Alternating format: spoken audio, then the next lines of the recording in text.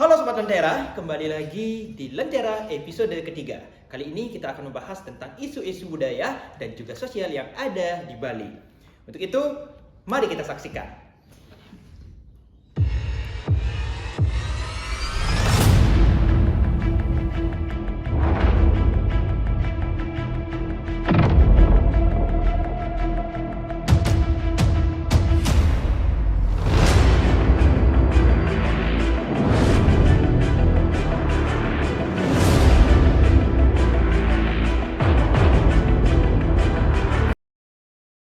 Pernah gak sih kalian mendengar pepatah di mana bumi dipijak, disitulah kaki dijunjung?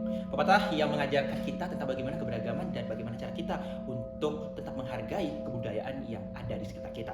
Lalu muncul pertanyaan bagaimana ketika pepatah ini malah dilanggar dan juga diacuhkan. Salah satunya adalah isu terkini yang ada di Provinsi Bali, yaitu tentang konflik antar budaya yang melibatkan wisatawan asing, pemangku agama, tradisi, dan sebuah keegoisan. Lalu bagaimana peran ataupun pendapat dari generasi muda? Apakah hanya diam atau mampu bergerak untuk menjaga tradisi? Untuk itu, mari kita saksikan podcast Lentera Sejarah episode ketiga ini. Halo Sobat Lentera, jadi kali ini kita sudah kedatangan 4 narasumber kita yang bisa kalian lihat di depan. Kita tanya-tanya dulu. Yang paling utara mungkin bisa memperkenalkan diri. Oke, jadi halo Sobat Lentera, kenalin aku Surya. Kenalin aku Gina, aku Haru, dan aku Arda. Oke, jadi kita sudah memperkenalkan narasumber kita dan kali ini kita bakalan nanya-nanya seputaran isu-isu politik, sosial, dan juga budaya. Oke ya. Sebelum itu, aku pengen tanya dulu nih ke kalian. Kita kan tahu nih kalau Bali itu banyak sekali wisatawan yang datang berkunjung. Nah, kalau menurut kalian, kiranya apa sih yang menjadikan Bali itu istimewa atau karakteristik apa yang bisa menyebabkan wisatawan itu datang ke Bali? Mungkin dari Surya? Oke, jadi kalau menurut aku tuh Bali itu terkenal karena kesuciannya. Kesucian di Bali itu terlihat dari tradisi upacara keagamaan yang tidak pernah putus, kemudian pura-pura yang berdiri megah di setiap penjuru pulau, hingga dari cara masyarakatnya untuk menjaga keharmonisan antara manusia, lingkungan, dan juga Tuhan yang biasa kita sebut dengan Tritetana. Ada Pawongan, Palumahan, dan juga Pariangan. Kemudian juga kadang ada wisatawan yang datang ke Bali itu mereka juga merasakan aura spiritual di Pulau Bali ini. Kemudian kesucian inilah yang menjadikan Bali itu tidak hanya sebagai tempat destinasi tapi juga sebagai sebuah pengalaman jiwa.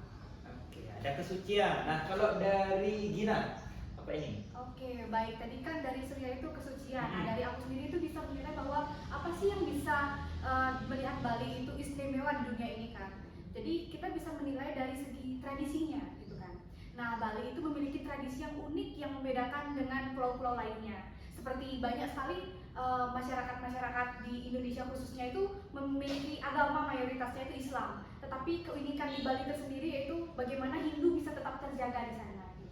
Nah, jadi tradisi-tradisinya itu seperti ngaben, ada pun galungan-galungan ataupun di setiap hari raya itu memiliki keunikan yang tidak ada dibandingkan di pulau-pulau lainnya gitu. Oke, kalau dari Gina dari aspek tradisi ya. Nah, kalau dari Harum dari dulu.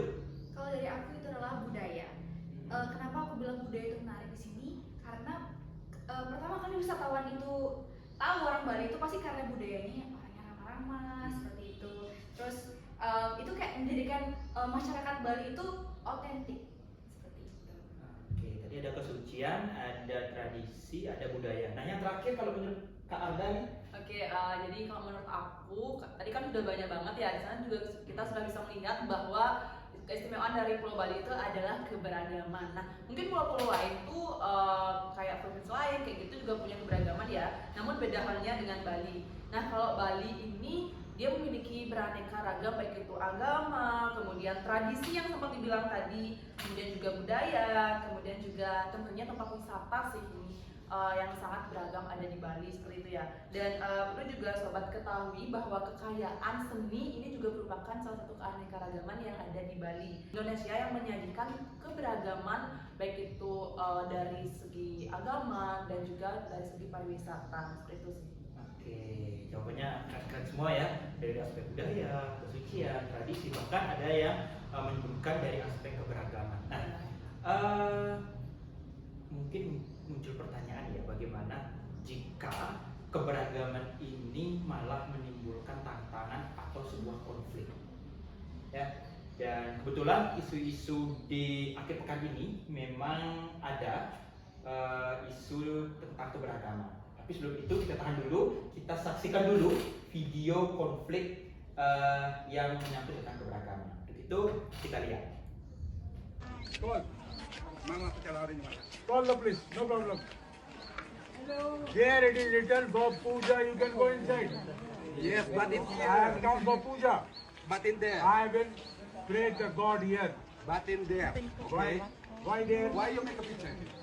Because I want to puja. So not the picture, but just sit You are down. not like allowing that. me. I will do it at home, sitting at home. Yes, please sitting with your home. Om Namah Shivaya. Bole bari. I'm a sister. Adi Yogi Shiv Shankar Bole Bandari Triloki Nath. Brahma Vishnu Mahesh creator You of don't that. understand. This is not your territorial, okay? This is not the question of territory. This is the reason why the Hindus are lagging behind in all the civilization. You are killing yourself, all Set Hindus. up your mat and it is a temple, okay? I am a research scholar doing research on Hindu temples throughout the world. I have traveled to total Vietnam, total I Indonesia. don't care. So I don't hate anything here. Let's go there.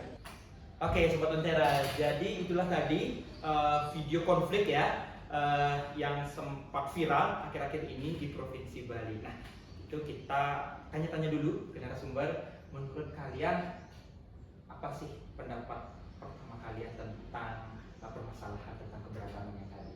Siapa yang mau? Mungkin dari Surya, Gina, Harum atau Arda? Ayo, siapa? Oke, Surya. Jadi kalau menurut aku nih ya, konflik ini tuh terjadi karena kurangnya pengertian tentang budaya masing-masing.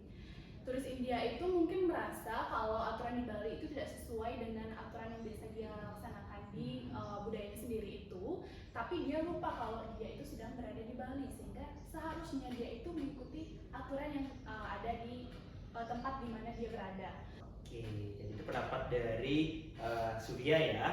Selanjutnya ada yang mau berpendapat atau sharing gimana? Karena ini lumayan sensitif juga ya, karena menyangkut wisatawan, tradisi lokal dan juga seorang tokoh spiritual yang di Bali kita sebut dengan Jero Mangku. Ayo, siapa lagi? Mungkin aku ya. Oke, Anda. Oke, tadi kan sempat disinggung itu kejadian di Tirta Empul Iya. ya, dan itu merupakan salah satu wilayah yang dia bisa bilang suci lah di Bali seperti ya. Dan menurut aku konflik di Tirta Empul ini merupakan cerminan kompleksitas interaksi ya di mana itu antara budaya lokal dan juga pariwisata ya kan. Tentunya perbedaan keyakinan dan kesalahpahaman seperti yang dikatakan Surya tadi itu juga merupakan salah satu penyebab dari konflik ini. Dan selain itu juga kejadian ini juga menyoroti ya pentingnya toleransi, kemudian juga komunikasi yang efektif dan juga tentunya lintas budaya sih ya. Oke, ada lagi?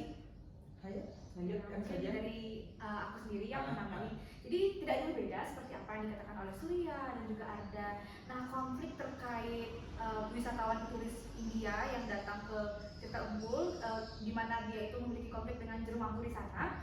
Nah, jadi sebenarnya di sana tuh yang jadi masalah tuh adalah bagaimana turis itu memiliki atau kurang paham terkait bagaimana dia harusnya bertindak di tempat orang ataupun di tempat yang menjadikan dia itu berwisata itulah istilahnya. Jadi harusnya bule itu turis itu diperkuat dulu pemahamannya. Seharusnya dia tahu di mana dia sedang berada. Di sana dia harus mengikuti bagaimana tradisi-tradisi dan juga budaya di tempat itu karena sebagai tamu juga. Nah, Oke, kalau dari aku ya mirip-mirip lah jawabannya ya.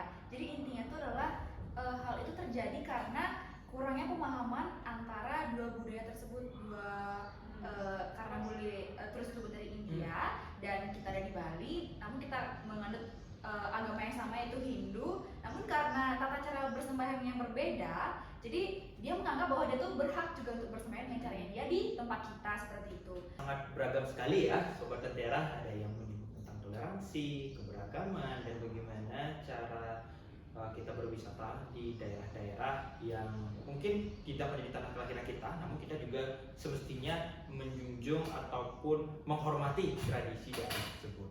Nah, tadi kan udah nih tanggapan dari kalian. Nah, sekarang kalau sebagai generasi muda nih, apa sih peran kalian atau mungkin solusi apa yang bisa kalian berikan agar konflik sosial ini tidak menyebabkan perpecahan ataupun terulang kembali, apalagi ini tuh di area-area suci. Mungkin dari aku dulu ya. Jadi kalau menurut aku tuh pendekatan ataupun solusi untuk permasalahan ini harus bersifat holistik sih. Kalau menurut aku, dimana seperti yang aku sampaikan tadi, salah satu solusinya tuh yaitu dialog antar budaya. Dimana kita dapat membangun pemahaman yang lebih baik melalui dialog ini, dan khususnya dalam dialog ini juga kita bisa memperkuat nilai-nilai dan juga adat istiadat yang ada di daerah itu, terutama daerah Bali ya sobat. Dan juga selain itu penguatan nilai-nilai lokal yang ada di Bali dan juga penegakan hukum yang tegas terutama, dan peningkatan kapasitas pemandu wisata juga harus ditingkatkan lagi sih kalau untuk aku di Bali ya. Kalau dari aku tuh ya mungkin saran pemerintah ya untuk bisa memberikan sanksi kepada wisatawan yang tidak menghormati tradisi yang ada di Bali. Seperti yang kalian tahu kan banyak sekali wisatawan yang tidak mengikuti tradisi, bahkan tidak hormat ketika berada di tempat suci. Bahkan ada yang mengencingi, menaiki bahkan tempat suci tersebut.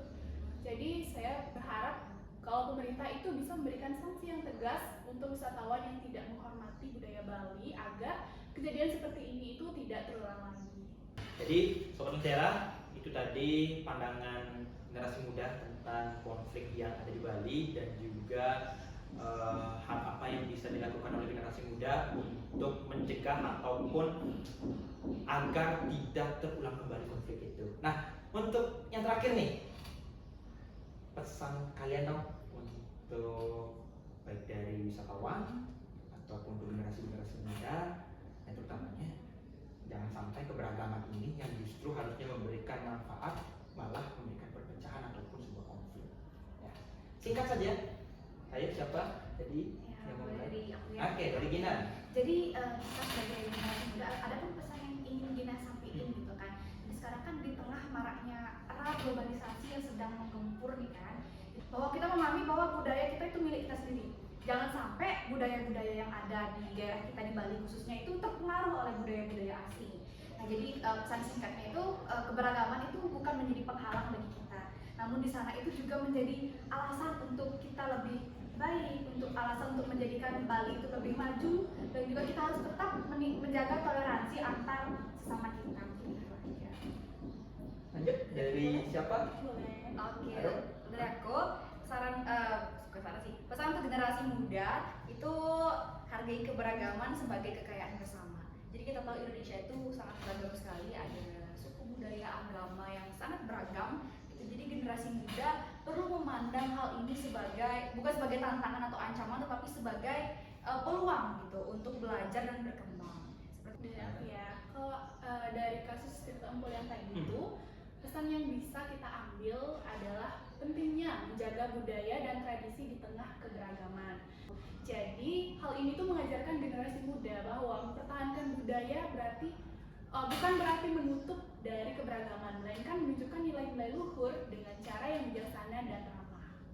Oke. Nah, yang terakhir nih. Oke, jadi kalau aku nih yang terakhir kan ya, aku nih sebagai salah satu perwakilan generasi muda, terutama khususnya daerah Bali, aku harap salah satu pesan nih dari aku harap generasi muda itu bisa menjadi jembatan antara masa lalu dan juga masa depan sih. Oke, Nah, masa lalu untuk, ya. singkatnya seperti itu. Jadi kita bisa menjadi jembatan, tidak hanya untuk masa depan aja tapi kita juga harus berpihak juga kepada masa lalu kayak gitu. Dan mungkin terakhir mari kita bersama-sama menjaga dan juga mengembangkan budaya kita khususnya di Bali, dan agar identitas bangsa tetap terjaga dan juga kita dapat hidup berdampingan dengan harmonisasi dan juga keberagaman. Gitu aja sih dari aku. Tunggu dulu dong kita semuanya. Oke Sobat Lentera, jadi itulah podcast Lentera di episode ketiga ini yang membahas tentang isu terkini mengenai budaya dan tradisi yang ada di Bali. Satu pesan yang bisa kita ambil dari apa yang tadi disampaikan oleh partner semua kita ini, bahwasanya mari kita jaga tradisi dengan toleransi. Dan untuk itu saya ucapkan terima kasih untuk kakak semuanya. Semoga apa yang disampaikan tadi bisa diimplementasikan oleh generasi semuanya. itu sebelum kita tutup, kita ada yel-yel sedikit ya. Jadi nanti kalau aku bilang lentera, jawaban kalian harmoni dalam budaya. Udah ya? Lentera, harmoni dalam budaya.